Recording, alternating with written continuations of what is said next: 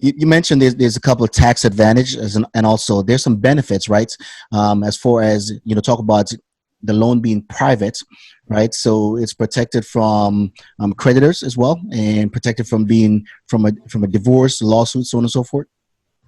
So life insurance policies, similar to retirement accounts, come with some built-in asset protections. Now, this doesn't apply the same to all 50 states. Gotcha. It does depend what state you're in, but in most states, including my home state of Kansas, your cash value is protected against lawsuits and creditors. Now, that varies state by state. So that's something that you want to check on, or, if someone's working with me, I can help them research that to find out, okay, just how protected am I? But yes, asset protections are a piece of it. The other thing is there are a couple riders, they call them riders, which are basically add-ons to your life insurance policy that are unique to this asset versus like a savings account or a retirement account. One of them is a disability waiver rider. So if you're disabled and you can't go to work and earn a living, you're probably going to stop contributing to your Roth. You're probably going to stop, putting money away wherever you're putting it away. With a life insurance company, if you put the disability waiver rider on and you become disabled and you can't go to work, the insurance company is going to pick up the tab and start funding your policy for you during the time of your disability.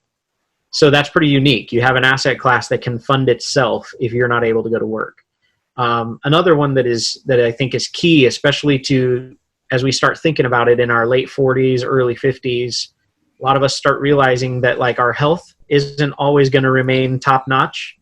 And if there's two things that'll put you under in retirement quickly, one is unanticipated taxes and the other is unanticipated healthcare expenses. Okay. And so anymore, the mutual companies that I work with, they have what's called accelerated death benefit riders on them, where if you would either have a terminal illness or a chronic illness, which means you can't do 2 out of the 6 activities of daily living, if you would have either of those situations occur, you can begin to use the death benefit, not just your cash value, but above and beyond that.